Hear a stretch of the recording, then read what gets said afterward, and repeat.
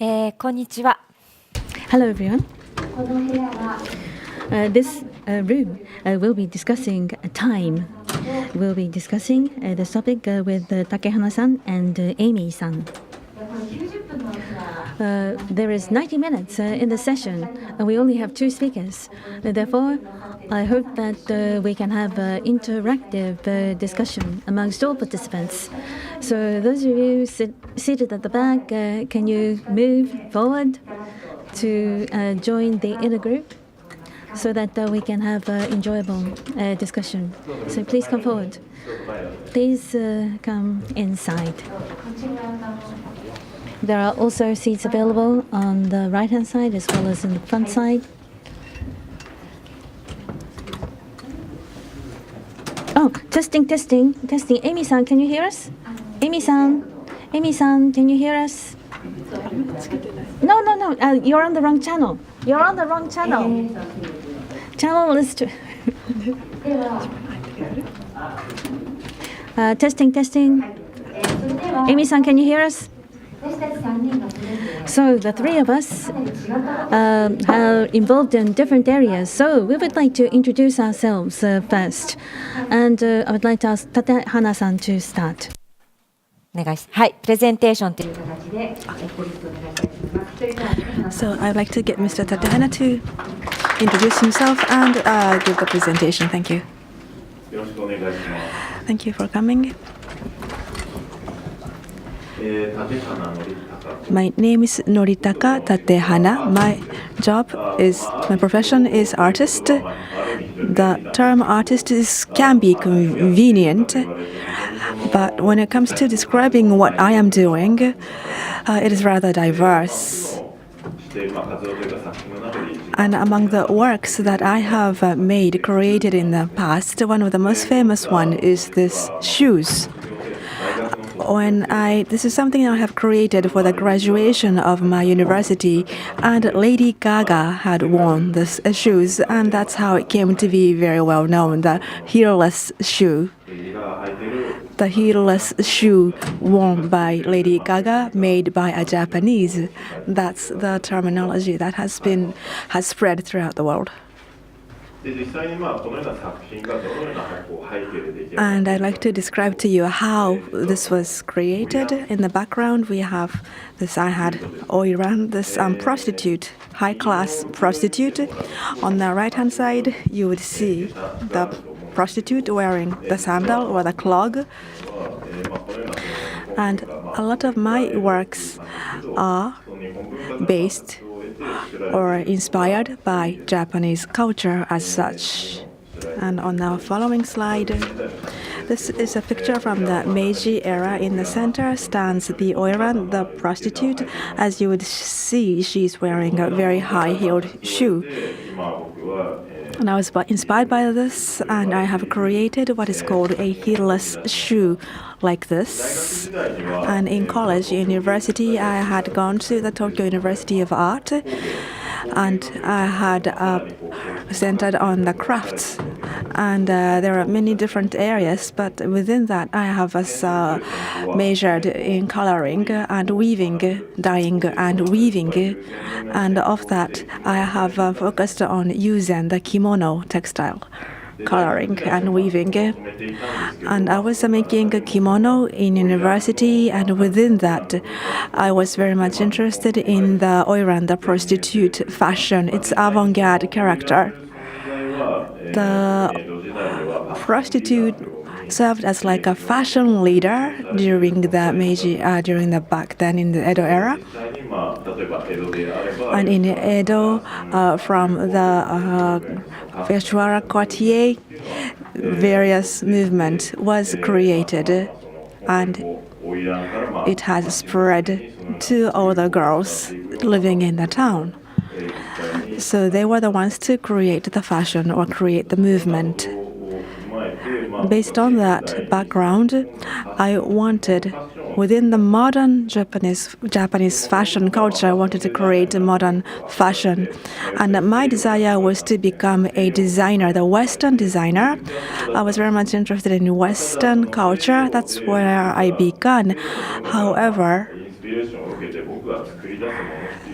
if I were to be inspired by a Western culture and if I had created something Western, in that case, it would be different. I wanted to find something different, something unique. Maybe I would not be able to create something Western, born out of Western inspiration. They would have their own cultural background. They would be able to create based on their timelines or tradition. So for me, as a Japanese, when I wanted to succeed in the fashion area, I wanted to create something on top of the tradition that has been Japanese tradition that has been accumulated over the years.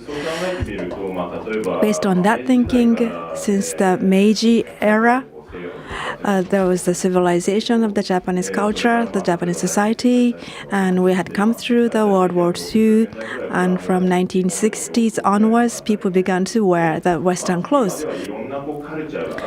And today we have various cultures available.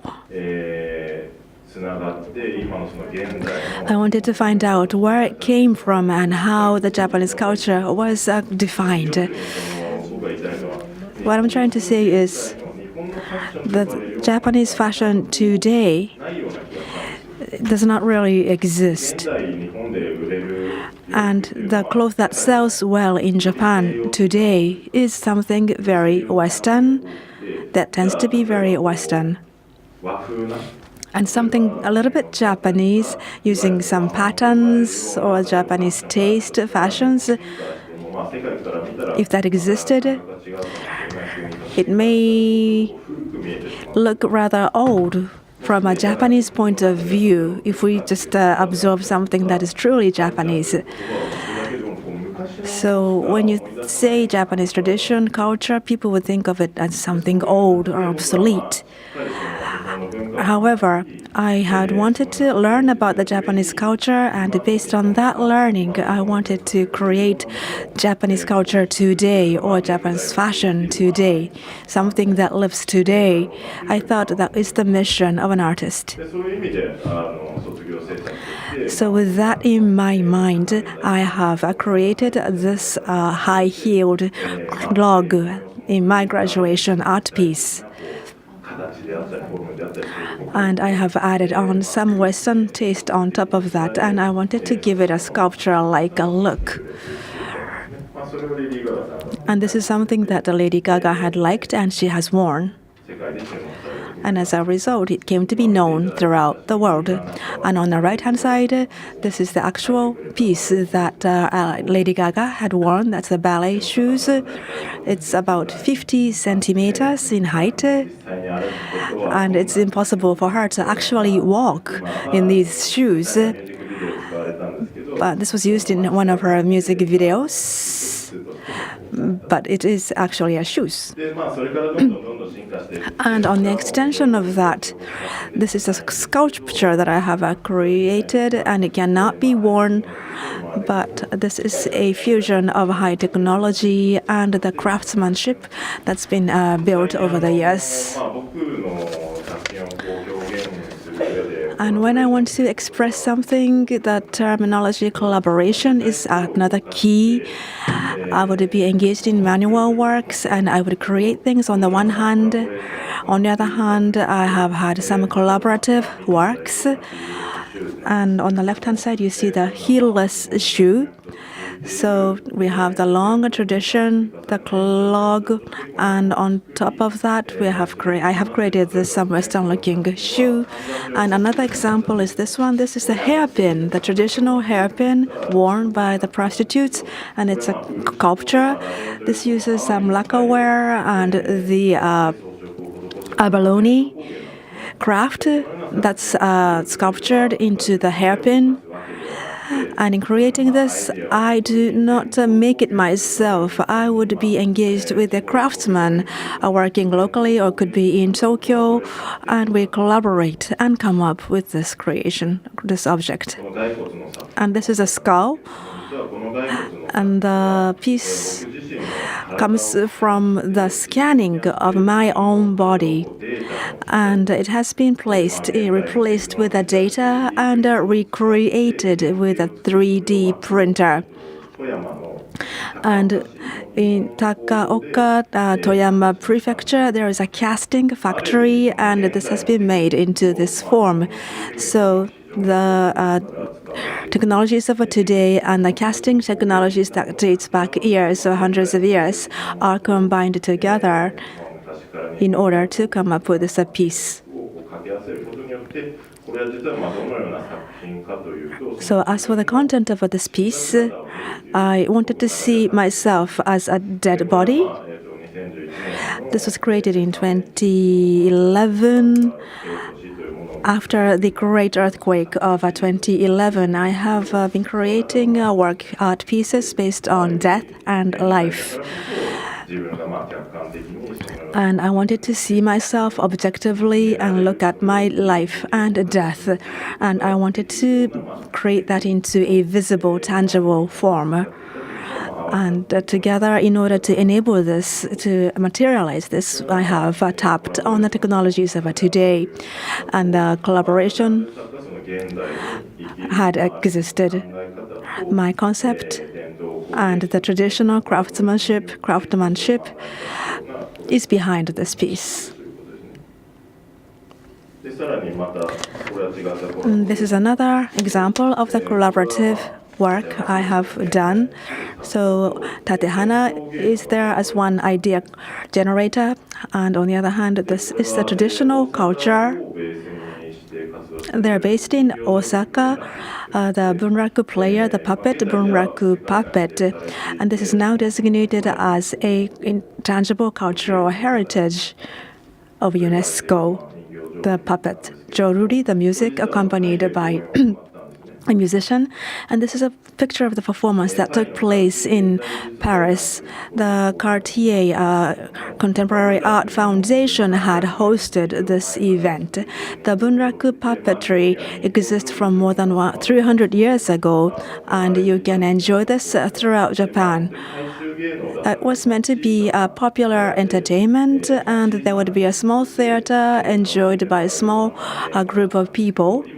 And today, it is rarely seen. And this is the bunraku art group who would be performing this today, based in Osaka. However, this is something that is strictly protected by the government, and it is very difficult to come up with something new. There are various reasons for that. There is association of the puppeteers that is trying to protect it. But the reason how I was able to perform in Paris is because I wanted people to understand about Japan through bunraku, and I also wanted the performers to understand this as a new engagement, a new type of a performance. But it's very difficult for them to do this in Japan. For that reason, I have taken the chance to do this, to try this out in Paris. And it has a long history of 300 years. And it is now a protected entertainment, and it's very difficult to generate new ideas. And if it's something very popular like kabuki, there would be the apprentices who would be joining this world. However, it's very difficult to come by in the case of bunraku. And I wanted to take the classics as the theme, and I wanted to add new taste on top of that and come up with the new puppet theater. And within this, what I have done is to serve as a director, to set up everything and to create some of the pieces, the staging, the art in the stage, on the stage. This is something that has been created. And also, apart from those creations, I have served as a director to lead all of the performers.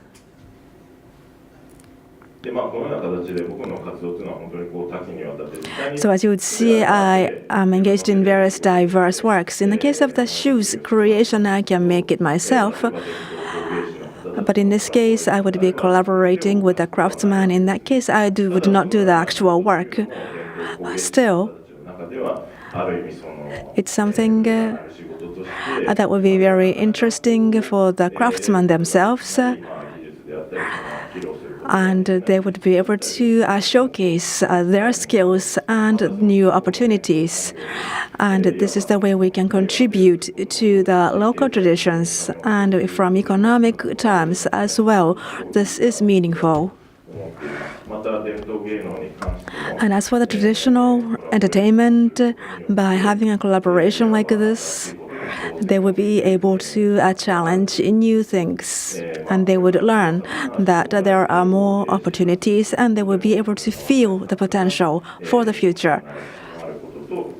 So this is a combination of the culture, the traditional culture, and the new art.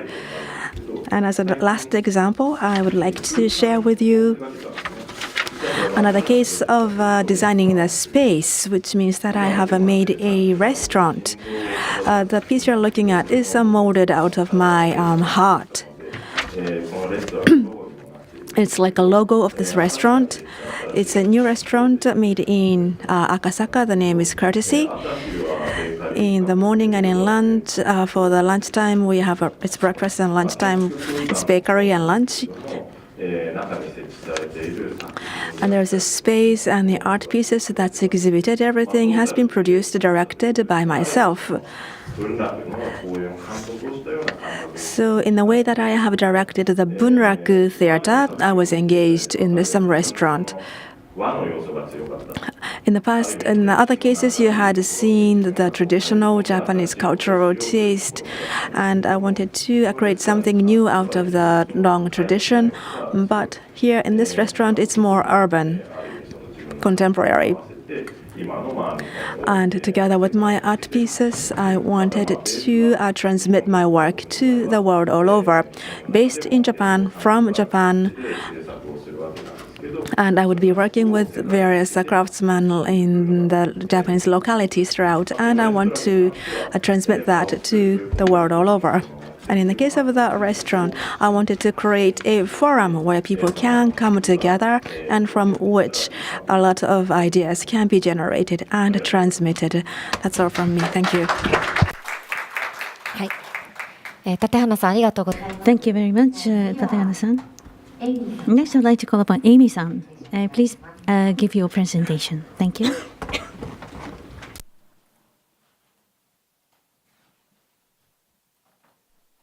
Yeah. You can hear this. Okay, thank you. Hi, good afternoon. Thank you for inviting me to speak. The theme is happiness and how do we relate that to Philippines and Filipino culture. I guess before we start, Filipinos are always happy when there's food. So that it's a very food-oriented culture. But then it's also all over the place, the way we think about it. Right now, people think that it's very commonplace to think of food as a unifying factor, and that it is a very effective way to bridge cultures. But when my husband and I opened our first restaurant called Sandrion in 1995 in Soho, Manhattan, it wasn't always unifying. I found that out. Food can also be a reflection of disharmony and conflict. Of course, there's always two sides, And there was that constant refrain that this is not my mother's food, and my adobo, my adobo is like a national dish. So there's always a fight about which adobo is the best, right? I'm sure it happens in many cultures. And so I've always used our restaurant as a lab, sociological, anthropological lab, because studying people coming in and how they interact with the food was something very interesting. And I learned a lot about my own culture. There were so many things that I did not know about my culture until I encountered Filipinos and non-Filipinos eating in our restaurant. So in 2003, somebody was joking with me and saying, you should write a cookbook. And of course, everybody has said that. And I said, sure, give me a publisher and I will write the book. And somebody actually did. So I was like, oh my God, what do I do now? So I had to write the book. And the first problem is, how do you understand this food? And I found out that in any aspect of food or life, you need a solid theoretical foundation with which to understand your subject matter. And I had to figure out, how do you organize data or information about the food?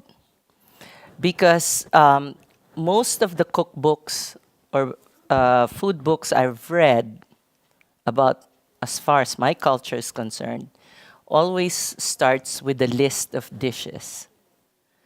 And, and it's a mishmash. And every time there's an event to showcase Filipino food, there's like maybe 12 to 15 dishes and so many flavors, so many cooking methods, but there's still, you can't make head or tails. I mean, I could go in there and eat everything and come out and not really understand what it was. So after reading a couple of key scholars, one is a Filipino scholar. Her name is Doreen Fernandez. And the other one is an American scholar, Ray Sokolov. I was able to flesh out like two main things, how to understand this food. So this whole presentation, I just wanted to share with you the constructs. And ever since I've discovered this for myself, took me years to be able to communicate that with people. But after 10 years after this was published, I'm now using it as a main lecturing point. And one of the major conferences on food for the past few years is the Madrid Fusion Manila. And we have the main organizer here, Verna Covar Buensuceso. She was a high-ranking Department of Tourism officer, and she was she was the main organizer of that. And it was during that presentation when Romy and I were in the program, like last year, where I finally felt that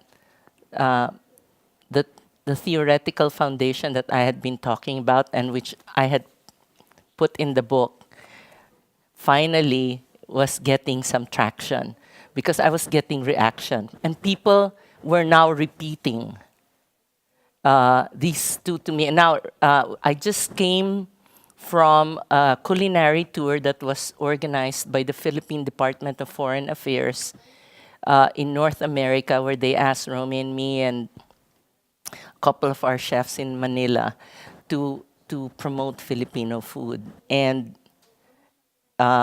in 5 cities. And the reaction is amazing, because people are texting me, writing me, using those words, right? Now, I entitled my presentation as Memory and Intuition, because what is funny is that usually you do a lot of research and then you come up with some conclusions, right? But I always do everything upside down, right? I always try to break the rules and break down walls. And what has happened in this process is that most of the things I came up with were just my own conclusions after thinking hard about the things that I have encountered. Like I came up with memory, and that's why I entitled my book "Memories of Philippine Kitchens," and it was basically out of intuition. Now after that, the person we set up this Ang Sariling Atin Culinary Heritage Institute, and it's just a loose and freewheeling group of people. And one of the people I work closely with used to be an assistant professor at the University of the Philippines in Los Baños, and she was a nutritionist, and she's basically in human ecology as a nutritionist. And now she's doing her PhD in the United States. And it's very funny how her research on her PhD, she now collates all the studies and research that prove this. She was saying, do you know that memory is a major source of research? And she's been studying and reading them, and she says, all of these studies are proving exactly what you just wrote out of intuition. So I said, can you please collate them, and we will use them later on for another book. But it's, for me, that is what is so important about intuition. And again, memory, and this whole panel is supposed to be about time. For me, memory is defying time. Preservation of food is also defying time, because when you have memory and preservation, you break time. The past is always with us, and the future is before us. So preservation means you want the future to be with you. You want the present with you when you go into the future. And memory, and I guess in connection with scientific data, because I deal with a lot of heirloom rice, and we cook a lot with it, and the whole definition of heirloom rice is it's not a hybrid, and it's the same DNA as what our forefathers planted and ate. So to me, memory is the ultimate, the DNA is the ultimate expression of memory. Because without the DNA is the one that remembers what things were, that you can replant and replicate, and therefore that species will survive. Okay, so so with that, sorry, I just downloaded this from the internet, so they misspelled Philippine. So this is Doreen Fernandez, and if anybody who's very much interested in doing research of what Philippine food really actually means, you can download this from the internet, and it means culture ingested. And it's the indigenization of Philippine food. And then this is the book that Ray Sokolov wrote, Why We Eat What We Eat. And the whole thing is that Ray Sokolov and Doreen, together, they were friends and they worked together. And basically, what I found out is that I can divide food into food that was always ours, which is food that was indigenous, food that came from the environment, and I always define it as what people found in their environment and what they do to it to be able to eat. And that's why I called my my advocacy as Ang Sariling Atin. Literally translated, it means our own, but for my purposes, it's the food that was always ours. Now, and then there is food that was borrowed and made our own. Food that is borrowed came from war, from trade, from colonization and globalization. So those are the foods that came from China, Spain, Mexico through the galleon trade, and then more recently America, and then globalization and fast food and all that. So now Doreen, in her essay, made the point, because it's actually the whole process of borrowing and making our own is very, very profound. Because let's say when we got Chinese food, like when we have noodles and rolls, spring rolls, those came from the Chinese. But she was saying that when we borrow food, Filipinos are very Catholic, like we love food, we borrow what we see, we like, we borrow, okay? But then she said that if we borrow Chinese food, our food does not become Chinese. What happens is that Chinese food, after we ingest it and put it out, it becomes Filipino. Because if you look at all the Chinese influenced foods, and they're funny. I mean, they're named like lumpia Shanghai, which means spring roll from Shanghai. You'll never see that in Shanghai, like even the chorizo de Bilbao, right? That there's no such thing in Bilbao. And then pancit canton, that has, you won't ever see that in Hong Kong or any part of China. So those, it's so unique. Now, Ray Sokolov, this is such a great book. It's a very small book. And Ray is an expert on the Latin Hemisphere. And this book, he studies all the cultures that were influenced by Spain through colonization. And there were basically 3 countries that were very interesting there. He studied Mexico, and he said that in Mexico, there was a complete fusion of Aztec and Spanish, where you can't see the difference between Aztec and Spanish food anymore. And then he looked at Puerto Rico, and then he said, whatever was in Puerto Rico was totally obliterated through disease and through death. And whatever exists there now is a transplanted Caribbean culture. But then when he came to the Philippines, he said the Philippines was a very unique society and so a very unique culture where we preserved our food. There was so much borrowed food, so much foreign food, but they live peacefully and coexist peacefully, so that the borrowed foods, the foreign foods, never killed the indigenous food. And for example, we have like the tuba, which is coconut toddy, and suman, which is the rice cake wrapped in banana leaves, boiled. It's very simple. We still have them today.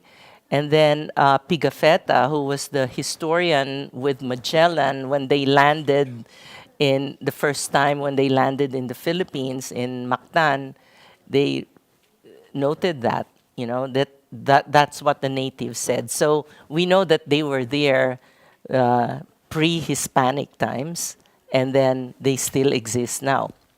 Okay, so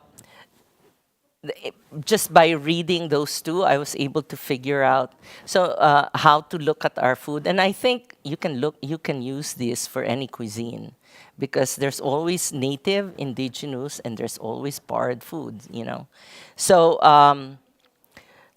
So just to show you examples of what is borrowed food, these are the tamales, and these are a surprise because they're everywhere. I thought there were only 2 kinds of tamales, and but when I post this on Facebook, I get like hundreds of responses, like, "Oh, we have this, we have that," So this is indigenized because the original tamales from Mexico, because most of the things we have came from Mexico through the galleon trade.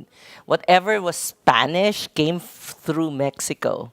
So we were colonized through Mexico because we were so far. So we were ruled by Spain for 350 years through Mexico.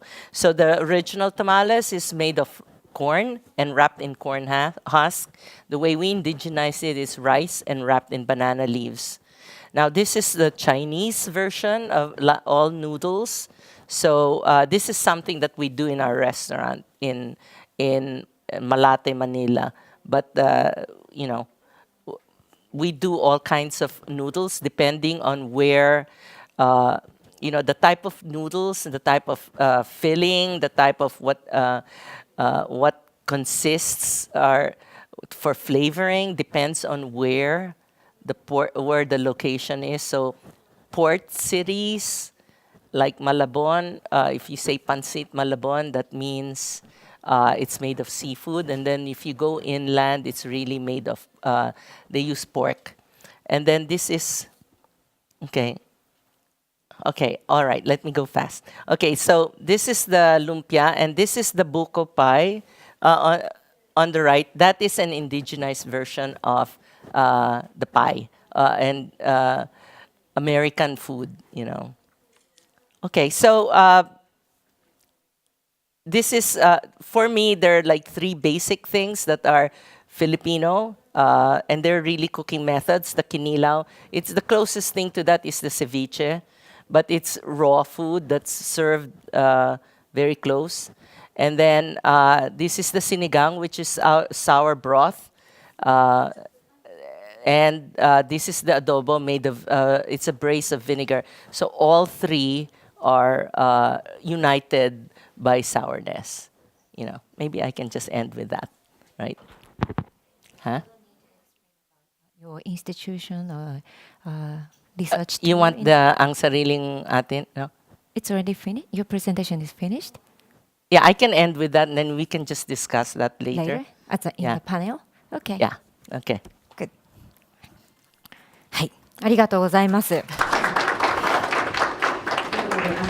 Thank you very much. So we began with the shoes that was made for graduation, Mr. Tatehana, who is now a creator.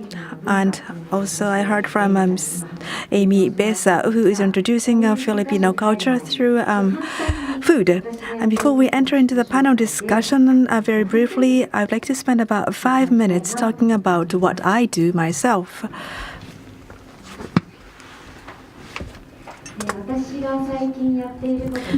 One of the recent works I'm engaged in, where my passion goes, is this one. The bears dance in the forest of Hida in Furukawa, Hida City.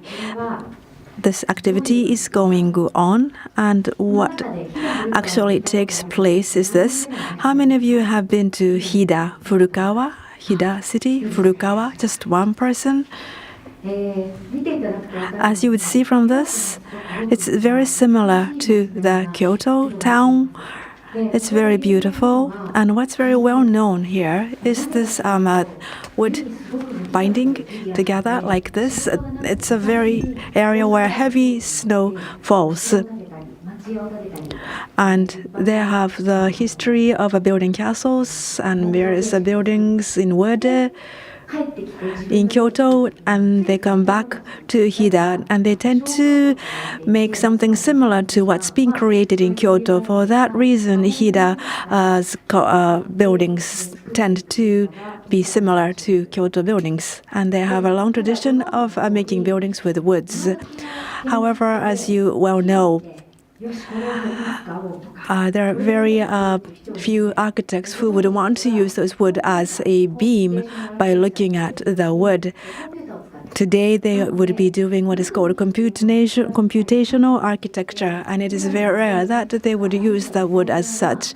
The younger generations, they would want to use the laminated woods, and they would not take the chance to see the wood itself and to come up with the architectural ideas. So what we are doing in my activity is to rethink the values of a forest. There is very few occasions, times when we would be dealing or relating ourselves to the forest. We would go into a forest and we would want to take a deep breath. Why is that the case? Or maybe we can look for something we can eat in the forest, or there is something we can get out of the wood that can be used for cosmetics. Or we've spoken about biology yesterday, and there are a lot of small creatures, and most of that exists in the forest. And those are the things that people had never thought of. It would never make money. However, it could be a treasure. So rethinking the value of the forest and to think about this wood building technology that has been built over the years in Japan. We wanted to combine this together, and also we wanted to people to interact through this in the Fab Cafe. And this is a wooden building that was made in the Edo period, and together with the architect, Mr. Nakayama, we have made this building. So on the one hand, we have a cafe where we would receive visitors from in and out of Japan. This is a cafe to receive people. And then we need to have good food to invite people. So food is what makes people happy. Therefore, we wanted to be surrounded by good food and to think about culture. And another function it has here is to do the wooden craft prototyping. And there is a traditional tools that's being used. On top of that, we use 3D printers and three-dimensional craft CNC tools available in the vicinity, in the venue. So for the first time, something that's been done manually can be done by somebody who's trying it out for the very first time. And through the use of technology, new expressions can be made possible.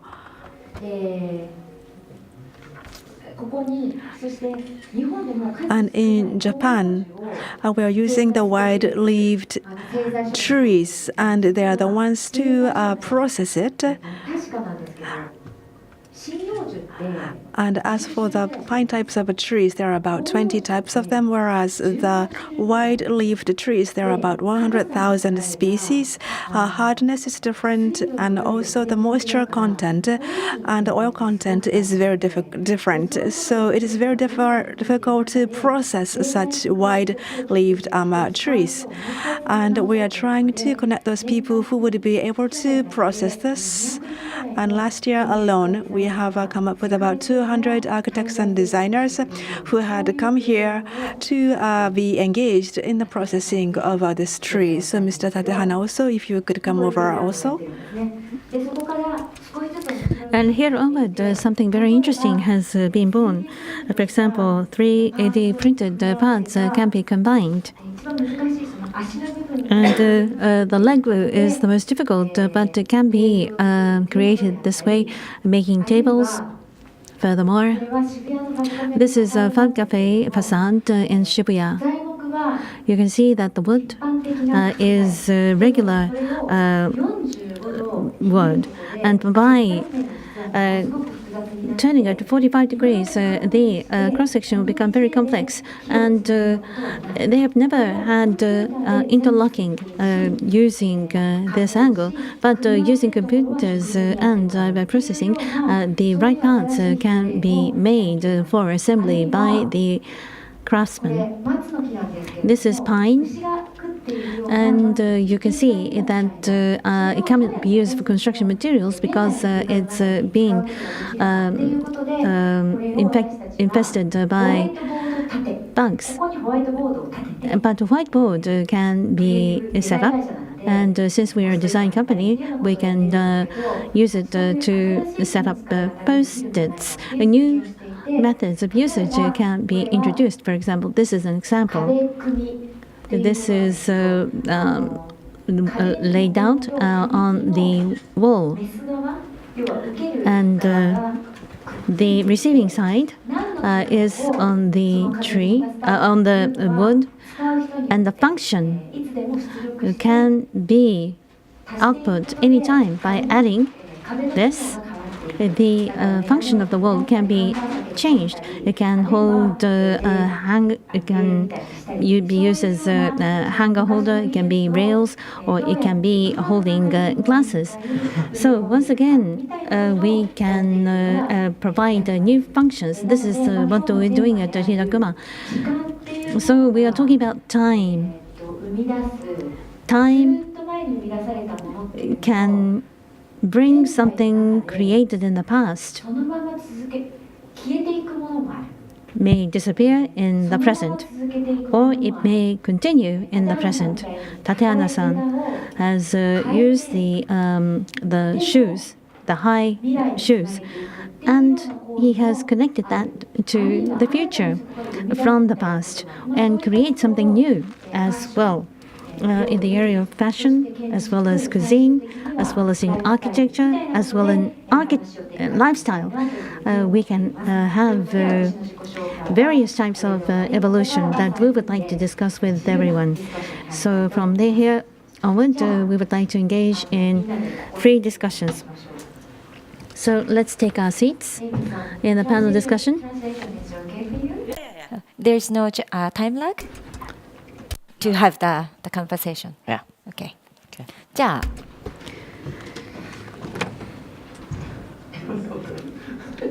You're the center. ありがとうございます。 Color, it's coordinated with the photographer. そう。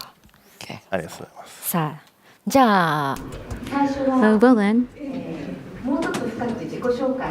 let's have more in-depth self-introduction. We are meeting each other for the first time. Amy-san, it's the first time I'm meeting you. I'm sure you are interested in what I am doing. So I would like to invite everyone in the audience as well. Let's discuss what we are doing, why we are doing this. to understand deep, right? Yes. Yes. So, any questions to him or whatever? No, I was just one of the questions I wanted to ask. 一つ彼に How long it took him to do all of these, and he said only 7 years. そう、大学卒業してから、 Yes, when I graduated from university, it took 7 years after graduating from university. 幼少期から But I liked making things from when I was very small. How old were you then? Kindergarten. 母が Because my mother used to make dolls as a profession. Waldorf dolls is what she was making. So she had a studio in the home. そのシュタイナーの Steiner's Waldorf dolls もでできて are made by wool. So material was very important. Tools were very important as well. So and it was readily accessible for me. It was like a toy for me. My parents didn't buy me toys. My parents would not buy なさいって言われて育って toys for me. I had to make my own toys. That's how I was raised. So I had to use my hands to make things. That was given. And I'm making shoes now. 勉強したことはない。 I never learned how to make shoes, 自分でこう but I was forced to do so from childhood. I have a certain image appearing in my mind. I will think about the process to lead me to the goal. And this is something that was a given for me when I was very small. 境じゃなくいろんな仕事をして So without boundaries, I'm doing different work in different areas. And I think it is because of my background as a child, it is very natural for me. What were you using as the materials? It was Steiner's work was what my mother was doing. So it was natural materials were used. And wool were just shown from the sheep. So it smelled, and you had to take out the oil, and it had to be woven. and that was used for making dolls. I wasn't involved in that process, but when I'm making shoes, I have to buy the leather. It's just flat. Materials are also flat. The fabric is also flat, but I have to consider how to make it three-dimensional. To make it into a product using my own hands. I want to create something that has a function, that is the work of a craftsman. And in my lifestyle, something very close to me, it seems that that is my approach to creation. And Amy, I'm sorry? Should I talk to you in No, because the translation was still going. Okay. 日本語のまま I will speak in Japanese. So there are many Japanese people, and he said that he was making things from when he was in kindergarten. But Amy-san, I'm meeting you for the first time today, and you are a Philippine restaurant owner, and you said that's not right. You said that you're involved in mass communication. っていう実はマスコミ So your expertise is mass communication, and one medium for you is cooking. So, Amy-san, can you elaborate? You talked about cooking, but how did you encounter cooking? How is cooking important for you? Inclusive of your encounter with your husband, did you meet through cooking? Yes. Did you fall in love through cooking? Yeah, I guess. No, when I met him in Philadelphia, we were both. 旦那さんですか? Yes, there. シェフ美味しいシェフ He was working as a dishwasher at one time because he wanted to earn a few dollars. And then this was a French American restaurant run by a Thai chef, and the staff was entire Thai.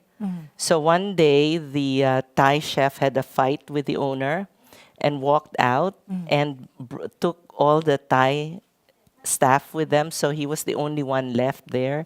So the owner said, "Do you want to cook?" And he said, "Well, I guess cooking is easier than dishwashing."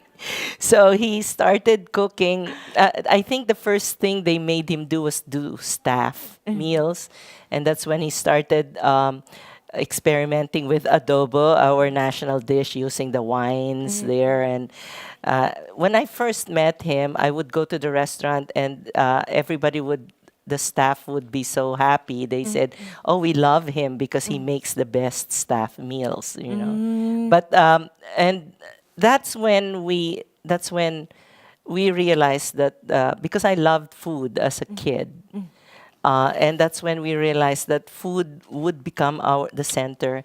And I think from the very start, he was driven by reading a lot of food writers. So it's a lot of theoretical work also.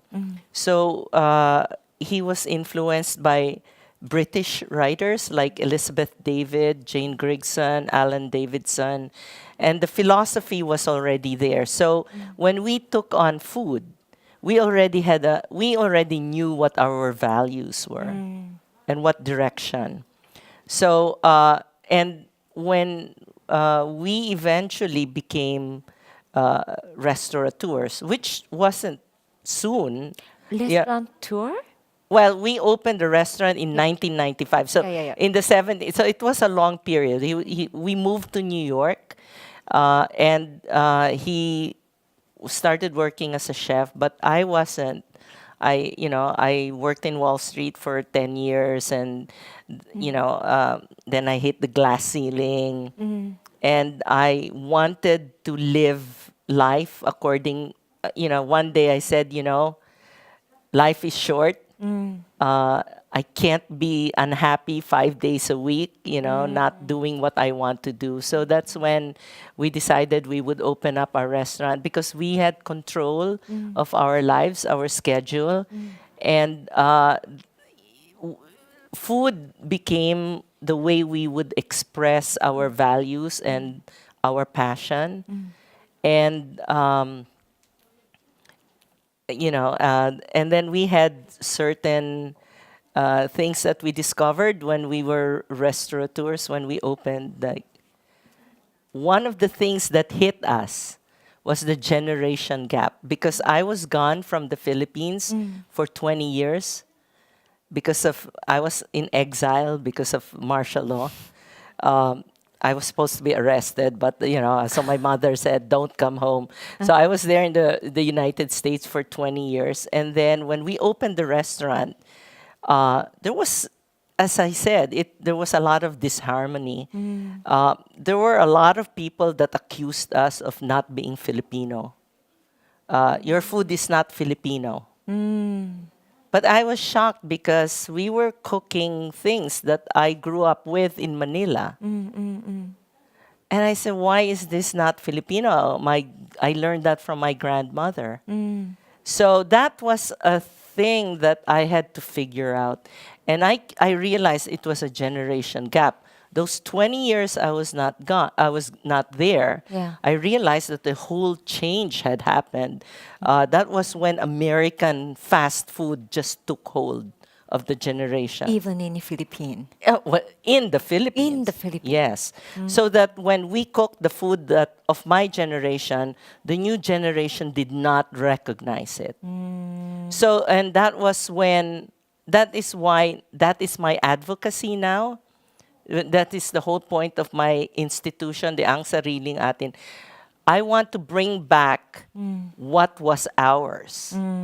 Because most of the things in our environment are now ignored or unknown or undervalued. Everybody, like our household help tells me that, those squash flowers that you serve in your restaurant, we throw that away. Like a lot of the herbs and the greens in our environment, they do not eat because they're trained to buy packaged goods. なるほど。 Even Romy said that when he was growing up in his province in the southern Luzon area, he said when he went to school, the road would be lined with vendors selling native desserts. But when we visited it a few years ago, it's all vendors selling packaged stuff. You don't see people selling native desserts. No. So that's basically what my advocacy is. Because if I return, this whole construct of cultural preference, if you do not like it, you do not buy it.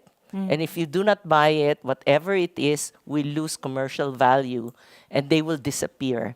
So when that disappears, the farmers suffer and the small producers suffer, the artisanal producers suffer. So that was basically what I did when the Department of Foreign Affairs asked me to do a culinary tour of North America. I brought 50 native, indigenous, rare, artisanal ingredients. I had them shipped via diplomatic pouch to all the cities, and we cooked Filipino food with them so that this is the first time even Filipinos in the Philippines or Americans and Filipinos abroad will taste Filipino food using artisanal ingredients なるほど。 coming from our soil, water, and air. ちょっとじゃあここで立花さんに聞いてみたい。まあ今彼女 If I may turn the question to Mr. Tatehana now. So it was only in 20 years that the grandmother's taste was kind of gone. It was denied. People said it's not Filipino. Compared to technology, we feel that we thought that the culture is something that stays, but in reality, it's something that changes, evolves over the time. She's spoken about something that's undervalued or not being valued. Something is on the verge of extinction. How do you feel about the situation in Japan? Maybe in fashion or in food or in traditional crafts? How do you feel about the Japanese culture today? そうですね。やっぱりなんていうか there are things that seem to be dying down. That's a reality we need to admit. And the lifestyles are changing. And the Japanese people are good at editing things, adapting to new things. So we would receive a culture coming from the Western world, and it is evolving in a Japanese way, like a subculture. And compared to that, new subcultures, we have other cultures that dates back to the Meiji era when Japan was closed to the outside world. It's something different. And I have spoken about this with Hayashi-san a while ago. I believe the migration of the shrines, it's like a scrap and a build towards the culture or about the timelines, about the way we feel. There is something unique about the way we feel about our culture and the timelines. If the building is gone, there are various turning points. It could be a turning point, and there is no need for us to always be negative or pessimistic about losing one form. However, how we find new tastes or cultures in something new today, like the Hidakuma project Hayashi-san had introduced. It's not just reproducing something from the past. Within the modern context, we need to come up with a new form, a new culture. That's my role. In that sense, the Ise shrine, they migrate from time to time. From the Japanese point of view, every 20 years, the material building changes. However, its spirit and the way it is built, the value has been transmitted. And when people from overseas come, the visitors come, they would feel that it's something new. They would say that it's something new.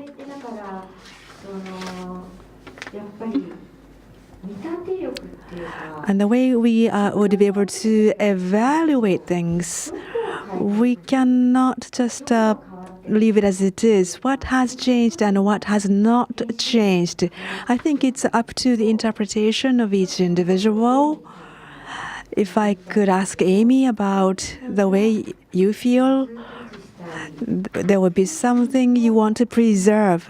The Philippines national cuisine that represents Filipino taste? Is it something that never changes, or is it the spirit that never changes? Maybe the attitude does not change, but the way it is cooked is different. How is it preserved? From your experience, if you could explain how it is preserved. For me, the most important thing is understanding the flavors of the ingredients. Ingredients. Yes. The indigenous. Yes, whatever grows in the environment and what they are, for example, like vinegars. I think basically 4 categories, like vinegars, rice, heirloom rice, and then there's chocolate and coffee. Chocolate? Yes, we have a lot of chocolate. Oh. The reason I do that, the reason I say chocolate and coffee is because there are a lot of Filipinos now producing them. And for me, if people are producing them, then that must be very important. And they are now producing them in an artisanal way. And they are all very conscious about, terroir, the climate. Like they're all like single origin. And what is very progressive about what is happening in the Philippines is that a lot of these artisans are linking it to the preservation of the livelihoods of farmers and also fishers. They're called fishers because there are a lot of women. And there's like even farmers, I think 70 to 80% of farmers are women. I mean, Really? yeah, the men just sit around, according to, you know. No, but it's really a society run by women, I see. right, Then- Erna?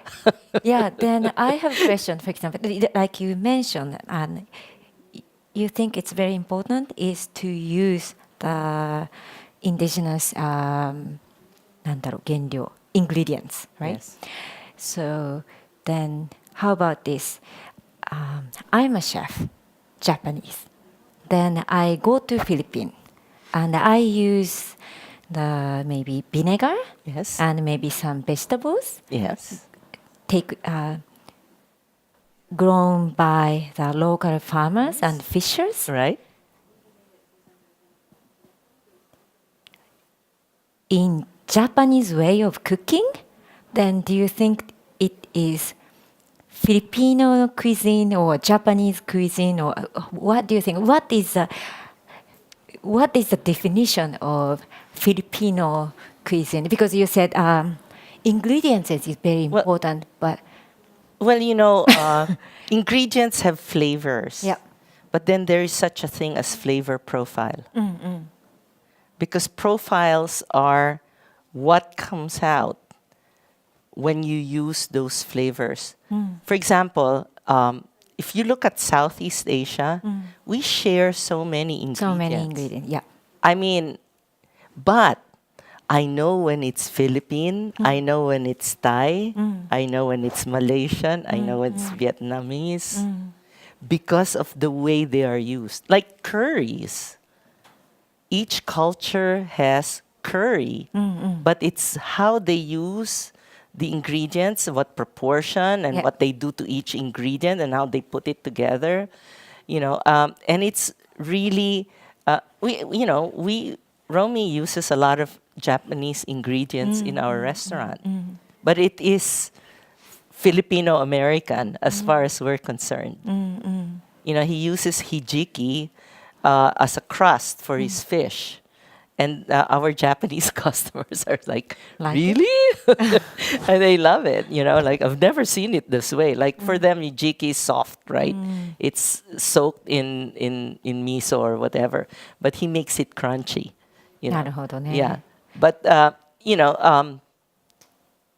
if a Japanese chef will use them and still create a Japanese profile taste, then I would say it's Japanese. It's Japanese. Yeah.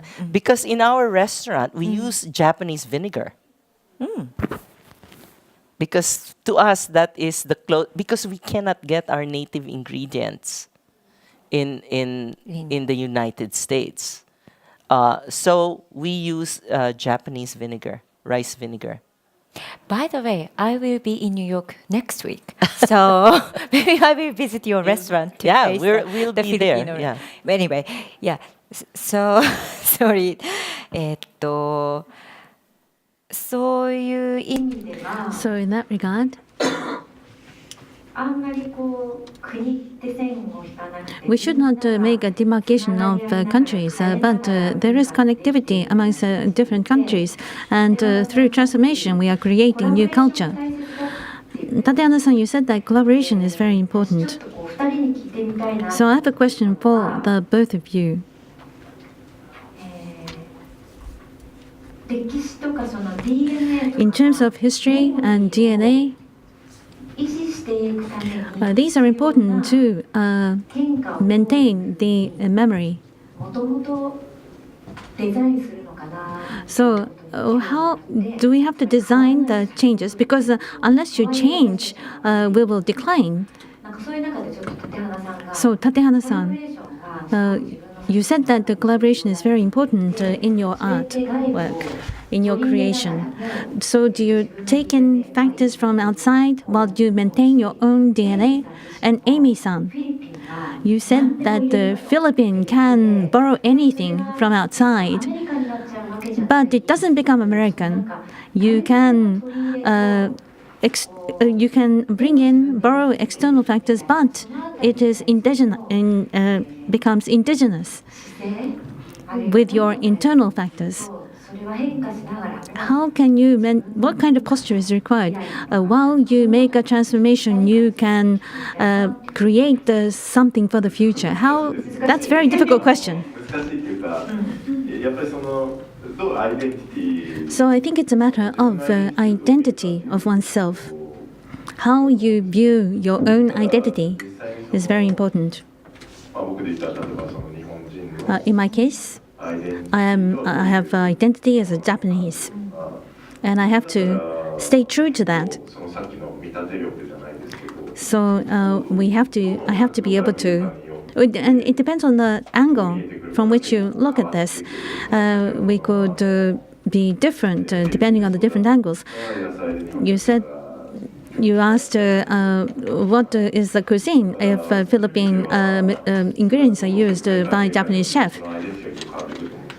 So this could lead to differences in identity, but in my case, ある意味材料的な感覚で言うと in terms of materials, 日本っていうこと I am 重要だと思うんですけど grown up in Japan. That's a very important part of me. 作者というか And I am a creator. シェフですよね Or その人 in the case of the cuisine, it is chef. The way the chef has been brought up is going to have an impact on everything that he does. So I don't know how to put it in words. まあ僕が使っている例えば革を For example, I am working with leather. 牛は So the cow, 北米の the cattle come from North America. 北米の Because most of the leather used in Japan are from cattle of North America. の革っていうもの That's what we're using as materials.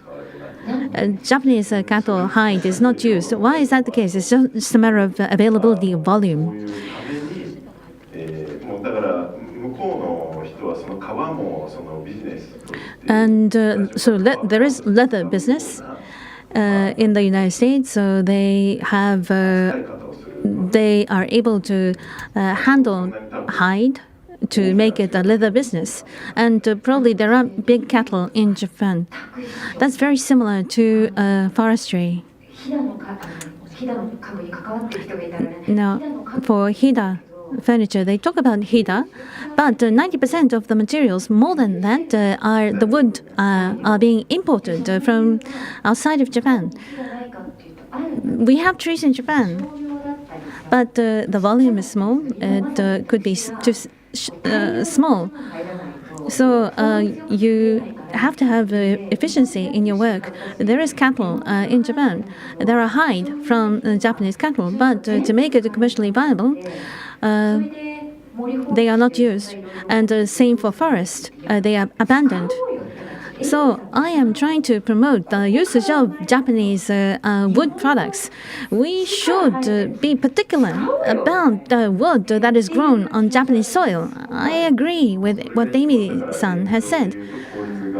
But it's inefficient to do that, actually. It's costly to use Japanese wood. But we can bring to bear technology to make improvement. I'm sorry to deviate.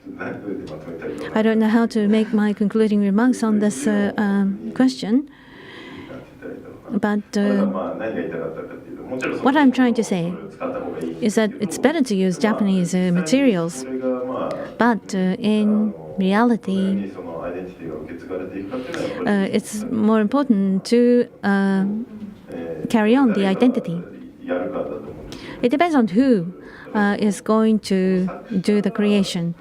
If the creator has roots in that country, that's very important. Japan is an island nation, so we're surrounded by sea.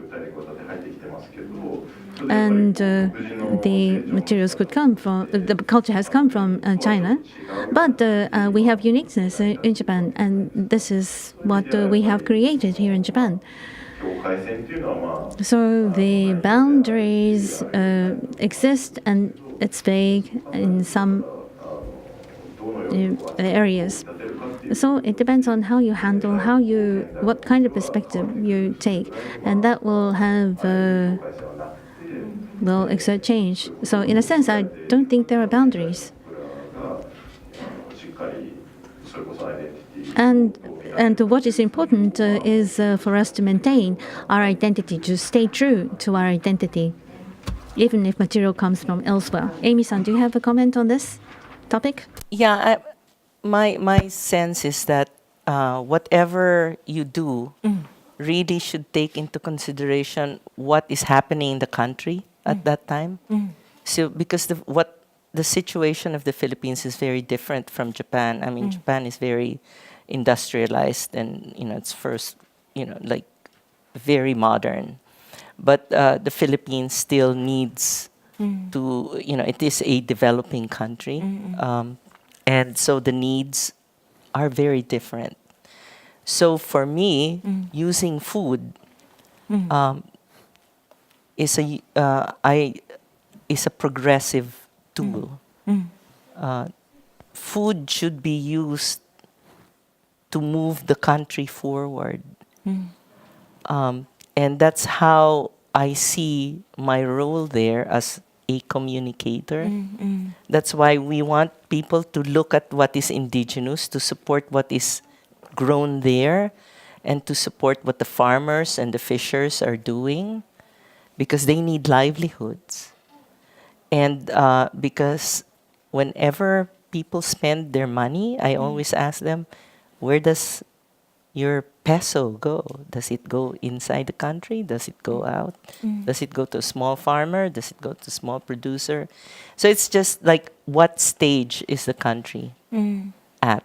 So you can't like really make rules. Like, you really have to see what the needs are of the people.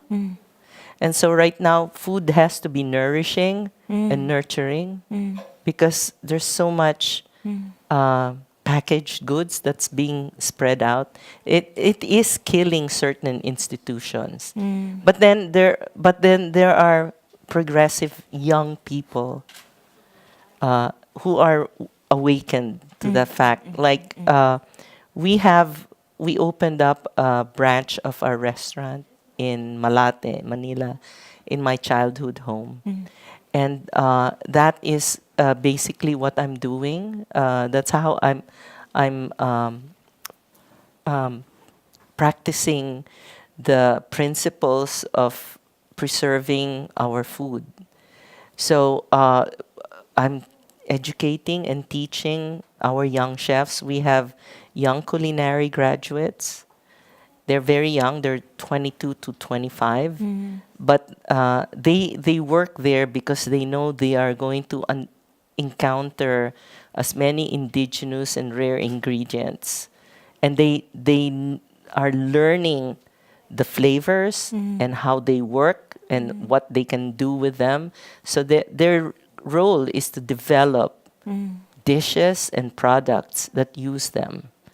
And then sharing it with diners and with other people. So the more people who understand what real flavors are from real food, the better. Then therefore, we create a market, a bigger market and a commercial value for them.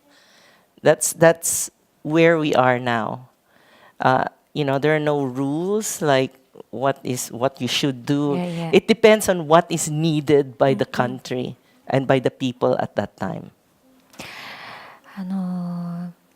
In Japan, we are having more and more tourists from the world. And why they are attracted by Japan is, one is safety and clean. The second reason is onsen, maybe, the hot hot spa. springs. But the third is nice food. And actually, people love Japanese food. So I love it too. yeah. So I'm really impressed by your passion in food, not just as a tasty something, but you believe in the value that food can provide to the people.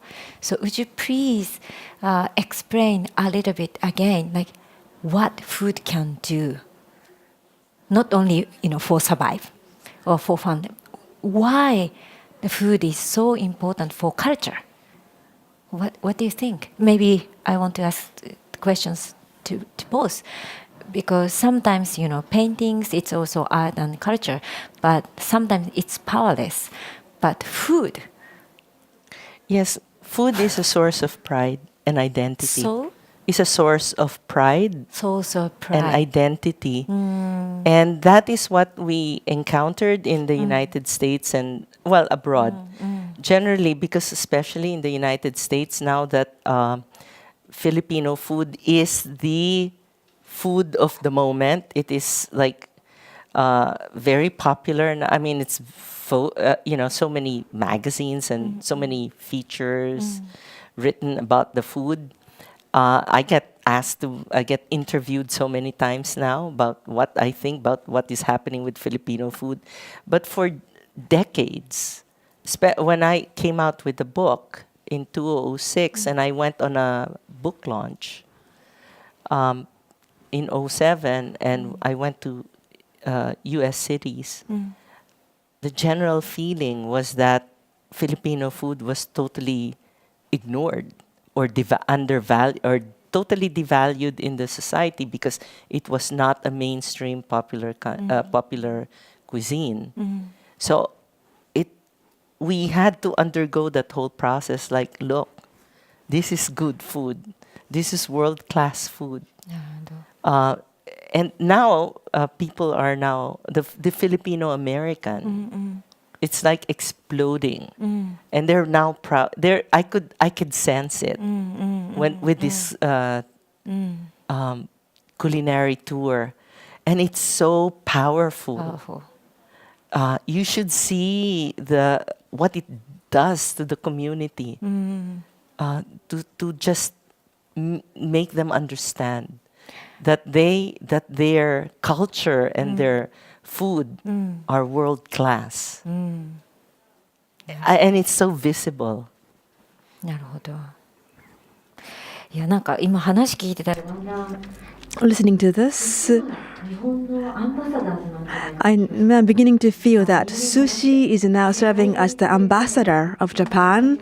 It is traveling all over the world, emitting Japanese spirit. In that sense, food is great. I think it was in Argentina, or maybe it was in Chile, somewhere they were trying to present the national food, and it was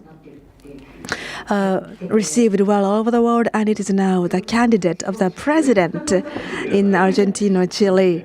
How do you feel, Tatehana-san?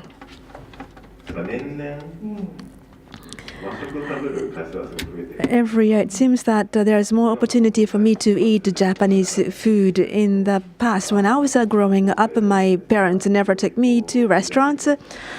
And when I entered high school, and when I was preparing for college, and when I had to eat alone, that's when I first went to McDonald's. I had a desire to go to McDonald's, and I did not know how to order the food there because I'd never been to a restaurant.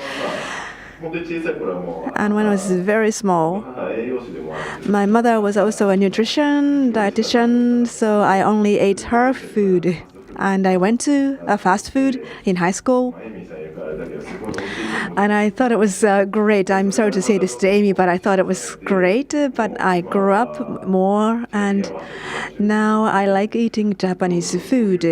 And I'm beginning to move much towards Japanese food.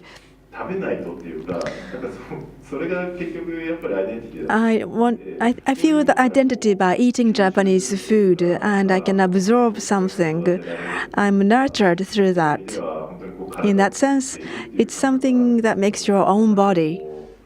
やっぱり食事する時って And when we eat, when we are having meals, as you have said, it's not just for taking in the energy. It is the forum of eating together or having the communication. As I was directing for that restaurant, the new restaurant, I had thought about the atmosphere and also with whom you are having the food. And it's a part of your day. And that moment for everybody to respect that moment in every era. The families would get together to eat. If you look at meals as that moment to be shared, so no matter when you live, it is a time when everybody would gather together, and I look at that in a very positive light. My impression is that I was trying to think what is Japanese food for me and the Philippine food for me, and I think whatever you eat in Japan is Japanese food, whether it's Indian curry or French food. If you eat that in Japan, it is Japanese food. Because within the atmosphere, you would feel the microbes around you, and you are eating with the Japanese people, and together with the Japanese microbes. So I think that all of the food I feed in Japan is Japanese food. And if I go to Philippines, and everything I eat in Philippines might be a Filipino food for me. And looking at the time, I only have about 5 minutes left. So if there is anything from the floor, any questions, any comments? ぜひぜひ。 Please go ahead. Please use the microphone. I was working on a TV station previously, and Amy-san said food is very important and is a source of identity. I have a Filipino friend in Japan, and I thought that 10% of the 100 million population are working overseas. So we can see Filipinos everywhere in Africa, America, and all the countries in the world. But it seems that the people of the Philippines are always open to anybody, always having a smiling face. But they're always very proud to be a Filipino. That's common. And I was wondering why this is the case. What is the source of pride for the Filipinos? And I think now that the food is very much a part of this, I had learned this from Amy-san. So thank you very much for this enlightenment. どなたかありますか? Any other questions or comments? Thank you very much for the very interesting conversation. So the theme here is time and thinking about the tradition and the cultures from the past. I think your activities are based on that. How about the future? What is your perspective for the future? There may be some sense of crisis in the society today. Against this backdrop, where are you headed to? Do you have any desires, or if you have any perspectives, if you could share that? Thank you for the wonderful question. That was the theme I wanted to end with. Thank you for the wonderful question. So towards the future, I hope that it's towards the happiness for everybody. If you could comment on that, one each. And we would like to close the session with the remark on this point. Either of you, if you could. One of the biggest problems we are facing now is climate change. And I feel it every day as a restaurateur in the Philippines. The first year we opened, all the things that we served, all the ingredients we were able to source were no longer available the following year. We lose a lot of farmlands through development. Most of the source for, like, let's say the pinipig, which is like our Rice Krispie, the first year, we were able to get them from some farms in Cavite, which is a province south of Manila. The following year, those farms disappeared. They were all bought by developers. And then last year or the year before, we had a severe drought and heat. So many trees almost died. So when we did the Madrid fusion last year, we demonstrated how to make jam out of this fruit that nobody uses. So we were able to show it. This year, I could not get it. So that's a problem. So, and that's sometimes beyond our control because it's climate change, because it's there's a rice wine that I brought all over with us, and I told everybody that's it, that's the last. Because the farmer that produced that rice wine lost all his farms because of a typhoon. And they're so poor, they don't know if they're going to restart their farm. So that is our problem. And that is one problem that we have to face as people in the food industry. And we always try to communicate that to all our diners. You know, I tell people, you better enjoy that because tomorrow you won't have it. So the more people who understand that, I guess, you know, just to be aware that food is ephemeral. It's not always going to be there, especially the seafood.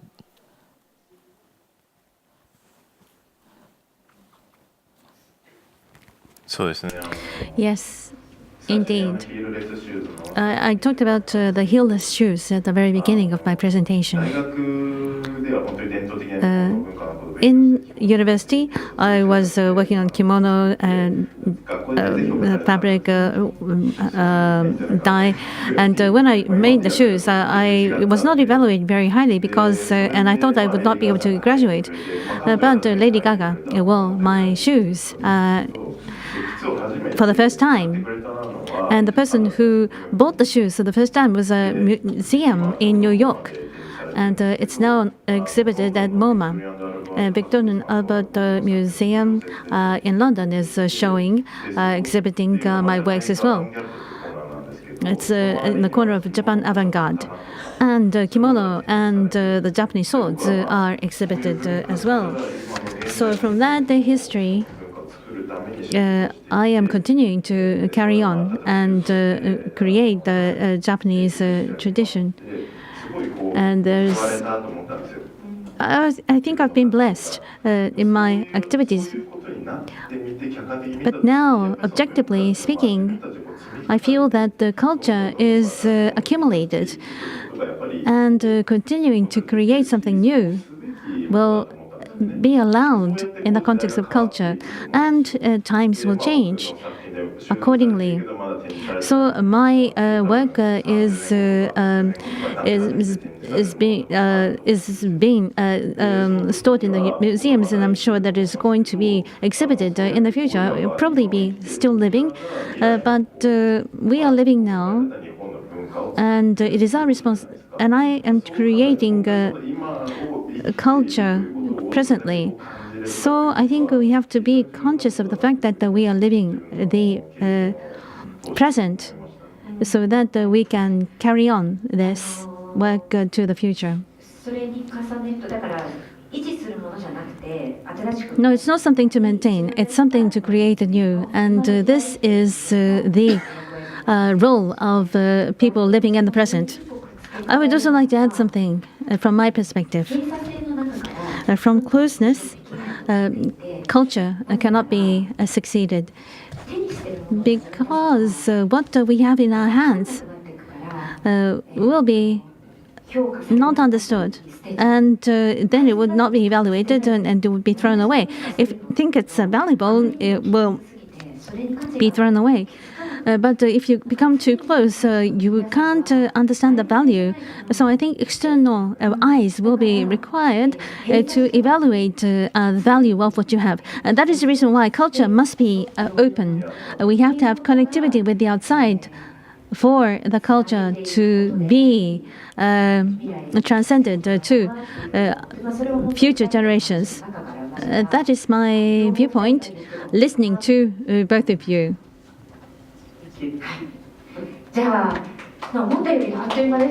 So I think time flies when we're having fun, but now I would like to bring this panel discussion to a close. Thank you very much.